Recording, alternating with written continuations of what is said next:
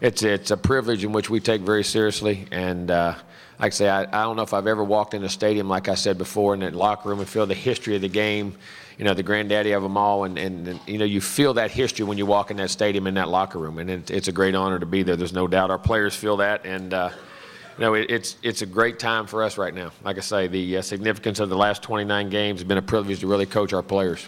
But, I think everybody talks about the last 29 games, but I think the first 39 games are the key to the last 29 games. I think we grew as an organization. We went through trials and tribulations, and there was a lot of great players who helped set the tone and create the culture in which allowed us to play like we have played for the last 29 games. The Christian Ponders, the Nigel Bradhams, the Lonnie Pryors, the Vince Williams, Dustin Hopkins, EJ, LaMarcus Joyner, Telvin, all those guys laid the groundwork for what we're being able to accomplish right now. And my thanks go out to them too, because they're a huge part of what we've been able to do. But, we had to learn to crawl before we ran. And now we're dealing with a lot of success and handling it very well. Very proud of our players, the way we manage and compartmentalize all the situations and the things that go. And people ask all the time, why are you able to handle those things? I think the more you're in those situations, the more you're able to do it. We have game day a lot at our games. We've been in national championship games, Orange Bowls, all those ACC championship games. So all those things have all led to where we are right now. And it's a great honor to play a great team like Oregon here. And we're really looking forward to this challenge. But we know it's going to be a heck of a challenge. They've got a great team. We've got a great team. So it ought to be fun. We'll now open up the floor for questions. Please state your name and media outlet. We have a question on the right first. Andrea Adelson, ESPN.com. Jimbo, you mentioned how the program has grown. You had some tough losses early on as a head coach. Where do you feel you have grown the most in your in-game coaching and the way you make adjustments for the second half? Well, I think as the game goes on, I think anytime you do something more consistently, you're able to learn yourself as much as you are your kids. And I think, but also making sure you're tuned into your kids, and I think doing a really good job in the offseason. It's taken to create a culture for them to understand where I come from and me to understand where they come from. It's all part of that. And I think those first 39 games has allowed the adjustments and things we've been able to do in the last 29. We have another question from the middle. Dan Wolkin, USA Today Sports. Who's that? Oh, I'm sorry. Right, hey, Jimbo, you're at the point now with your program where you're losing a lot of guys every year to the NFL. Yes. How do you sustain the level of play that you've had the last 2 years, knowing you're going to lose guys every year, without a dip? Very few programs are able to do that. Well, I think one, it goes back to the culture and the expectations of our kids and what the older guys have left to the younger guys, and also our assistant coaches. I think we have a tremendous staff that understand how to develop these players at an early age. And I think we play a lot of our freshmen. If you see this year, a lot of our guys is true freshmen. Even though we have a very experienced team, we'll lose probably anywhere from 9 to 12, 14 guys to the league again this year. Those guys, those coaches we've played guys, we've developed them early, so it's not like they're coming in just totally raw. And as the culture's been created with the older guys, what the expectations are, but the expectation is not about winning, but about working, and about practicing, and about preparation and all the things that go into winning, not about the winning. Because we know we don't talk about the results. We're not worried about the results. It's about how we do things on a day-to-day basis to create great habits. And I think that's where our assistant coaches and our leadership of our team year in, year out has been able to help us that way. We have a question from the back left riser. Jimbo, back here. Yes. Mike Scout from KZI in Eugene. Mark Helfrich talked earlier about how his staff needs to approach recruiting. He said, you don't have to go very far, more than a couple hours, to find great talent down in the Tallahassee and Florida area. Miami's 9 hours. What could you say about the way that Oregon recruits, that they're able to sustain a program at such a high level, and they have guys coming in from as far away as Ohio, down into Texas, down in the far reaches of the country? Well, it is true. We have a great base in the state of Florida and Georgia, but we reach out also to D.C., California, Texas. We're all over the country, too, with a national brand name. But I think they've been in it because they're in a state that doesn't have a large number of high school players or top recruits. But they've done it with facilities, money, presentation, uniforms. They've created – what you have to create is a niche. And if people are going to come from long distances to come to university, why are they coming there? There's something that you have that someone else – if you're bypassing all these places, could it be facilities? Could it be the uniforms? Now, they also win a lot of football games. Understand something. The first and foremost thing in recruiting is guys want to go somewhere they can be successful, get a great education, be around good people, and have an opportunity to play in the league. That's what players want to do, and then they've been able to do it. We've been able to do it. So, I mean, it's quite remarkable what they have been able to do. But they created that niche, and they've run with it. Question from Pat. Jimbo, Pat 40 from Yahoo Sports to you right here. I'm just wondering when you started bringing prepared notes to your press conferences and why. Always have. Always have. I always bring reminders and things, and you know, if you have an open book test, why would not use the open book? Daggone. I don't claim to be no 36 ACT now. Okay, we have another question on the back left. Hey, Jimbo. Bruce Feldman from Fox Sports. You've been around a bunch of quarterbacks who've gone on to the NFL. Beyond just a lot of film study, can you kind of elaborate on Jameis's football smarts and maybe him being wired a little differently than other guys you've had? I don't know if he's wired, what he sees. He can process what the great ones see. I mean, he sees angles. He anticipates. He has, first of all, he's an unbelievable competitor, and he's unbelievably tough. I mean, he'll stand there and take a shot right in the mouth and don't care. 310-pound guy running at him, he's going to stand there and take a shot because if it makes his team be successful, he's willing to do that. He's willing to sacrifice his body, his mind, everything for the team. And then his gifts of anticipation, not just arm talent, but hand talent. His ability to adjust the ball. Like the great pitchers. They can throw it 98 and put it on the black. They can throw it 91. They can throw it 84. The placement, the understanding, sees angles. And just the game itself makes sense. And I can say, I don't know if I've ever been around a guy who, when he comes off, I've quit questioning what he does on the field or why he does it. Even when he does it wrong, he can come off and tell you exactly what he saw, what happened, and why it happened. I'll bet at a 98% rate when he comes off, and he can process so much. His intelligence level is off the charts. In the amount of information he can not only process but retain. Hey, Coach. Coach Asher Wellman, WCTV. Just all week long, your players been asked what it's like to finally be an underdog. And just for you to go through talking to your players this week, if you're going to use that as motivation or what you're going to say to them this week. We don't ever look at ourselves as an underdog. I've never walked on the field and thought I was an underdog. Our team has never walked on the field and thought it was an underdog. And that does not motivate. I mean, you know, you look at the. I never knew we were a favorite.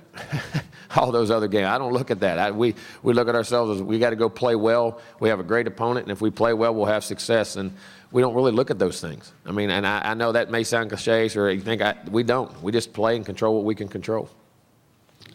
Question from Dennis.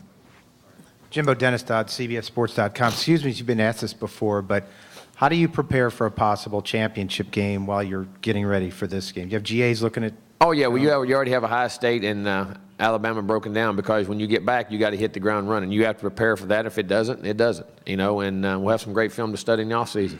And but if it does, you got to hit the ground running with all your breakdowns and all those things ready to go. And we've broken both teams down, and that's why you have to have that support staff around and to get ready to roll. Question from the front right. Down to your right here. Greg Couch at Bleacher Report. What are some of the challenges of replacing, following up a legendary coach and getting out from under his shadow when you're, as you said, still learning yourself as a coach? Well, I don't think you ever stop learning yourself as a coach. If you coach 40 years, I think you still learn from yourself as a coach. And I think if you ever, if good enough gets good enough, then you're in trouble. And I think the thing that I thought I had to do was be myself. I don't believe people follow people who try to emulate people, who try to be like other people. But a lot of my core values and traditions were from Coach Bowden years ago when I was around him. I learned from all the coaches I was under, and I've taken things that I've liked and disliked from everyone. But at the same time, I don't ever think when something happens, what would Coach Bowden do here, or Coach Saban do here, or Coach Miles do here, or Coach, I don't ever think like that. I think, what should we do? And I think you learn from people, but I think the key is you got to put your own stamp, your own personality on your own program. And if you do it with class and dignity, then, hopefully success will follow. Another question up on the right. Coach Mac Engel, Fort Worth Star-Telegram. Of all the things you've heard said and written about Jameis, what's the biggest misperceptions that you think people have about him? That he's selfish, that he's a bad guy. He's an unbelievably kind-hearted person. I had a guy the other day.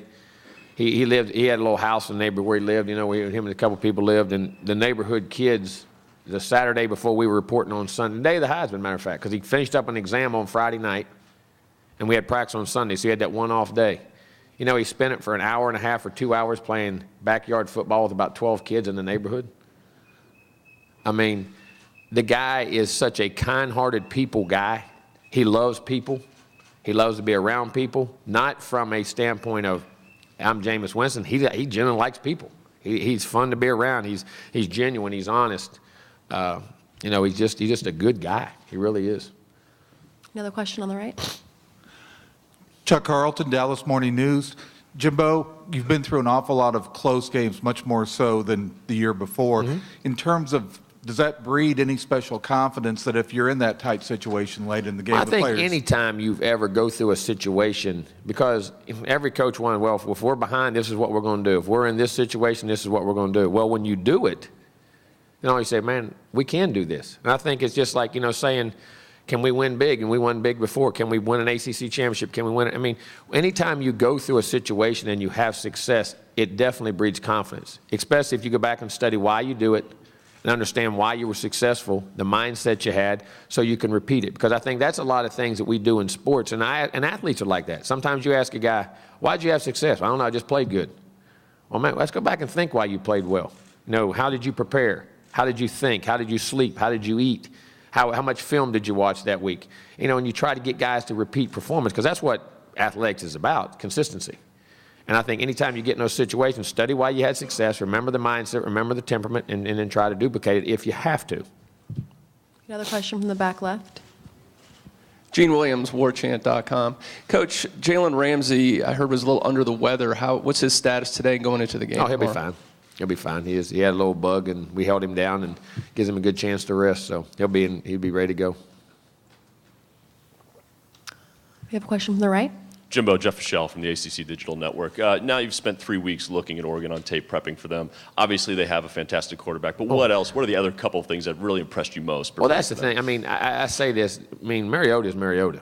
I mean, Marcus is tremendous. One of the best college football players ever. I mean, the guy's tremendous, but they have a great offensive line. They're very dynamic in the backfield. They have great speed outside.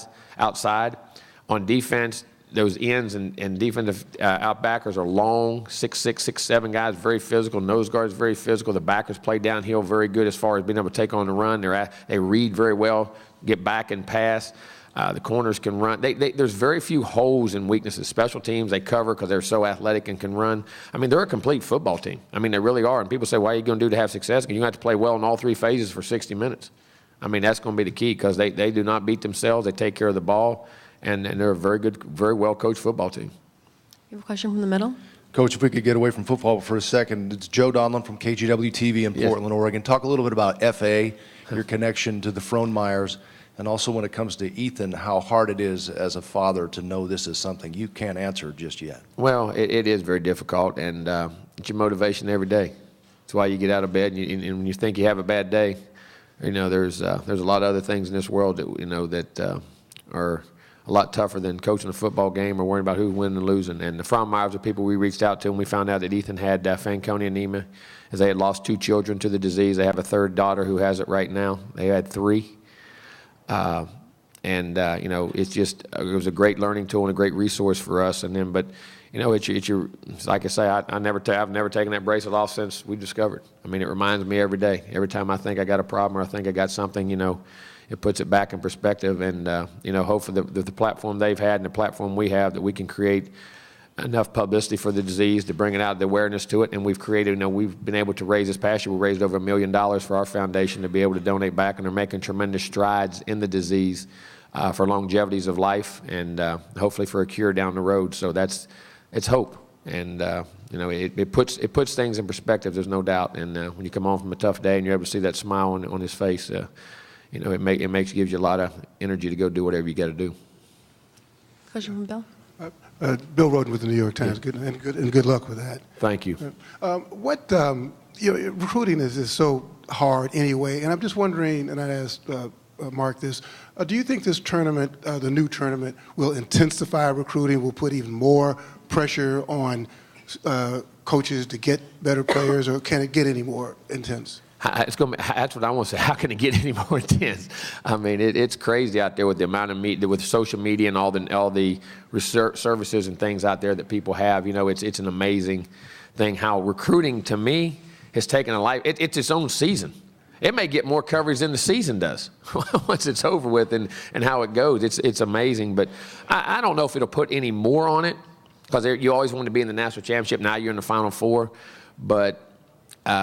It's not going to make it go away. I promise you that. And you know, that's the lifeline of all programs is recruiting. And you have to find your niche in what you have and be able to for these kids to be able to develop and get what they want out of it, because that's kind of what it's really turned into. Are they getting what they want educationally, you know, from a personal standpoint, and then are they getting developed and they winning games? And recruiting's a battle. These games are tough, but I'm not sure recruiting's not tougher.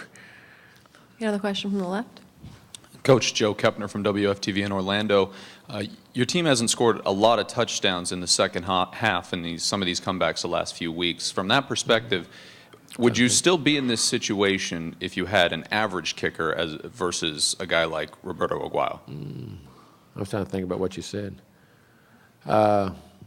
Just points. I mean, Roberto's special. Roberto, again, I've said he's as good as I've ever been around, and the clutch and his work ethic, and people don't realize how good an athlete he is. I think that's the key. He's such a great balance and body weight. You know, kicker's got to have great balance to be consistent, and he can do that along with great leg strength. But he works, but having him is definitely a weapon. How you call the game, the plays you call, when you hit the comfort zone of where his range is, and the consistency, it allows you to coach the game differently when you have an experienced kicker like that and a dominant kicker like that. So he's a great one to have. I know that. Question from the right.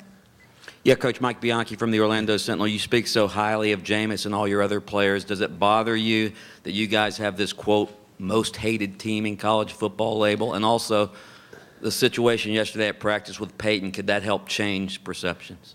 We're going to do what we do every day. And perception, you know, we can't help what people think of us. We just keep doing what we do. We know how we do it. We believe in our system. We believe we have better kids than we have players. I've said that all along. And when you look at facts of things and go to the facts and not at people's opinions and what we want, agendas that we want to push, it ought to change because we have tremendous kids. But, you know, you can't change how people do. You just got to keep doing things right. And over time, people will see that you do the right things and you stand up for the right things. You can't force, when you try to force someone to think a way, like I said, or it's like coaching to me. If I try to be somebody I'm not, it doesn't work. We're going to continue to do things the right way, the Florida State way, and we believe that's definitely the right way and be good people, and time we'll see. Another question from the right. David Fox with Athlon Sports. Just to follow up on the question about preparing for a potential next game, would you have that available to you, like on the flight back? How would you start to delve into it? Technology today, you can watch the game, and you can pull up an iPad or your computer right there and be able to watch cut-ups or the team games or whatever you need to do on the way back. Yes. The question from the left. Coach Nick Moyle, National Sports Journalism Center.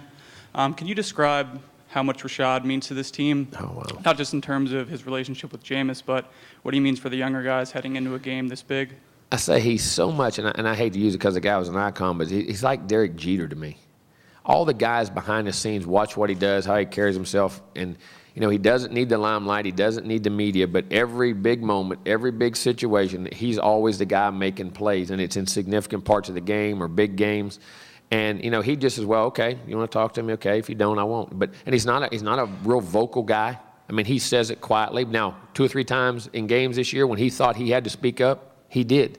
He's kind of the guy, whatever I have to do for our team to be successful, and he's a tremendous student, person. I mean, he's just the epitome of, to me, what, you know, if he's your son, what you want him to be and how he carries himself. I mean, he's just an unbelievably class act and to go along with a tremendous player.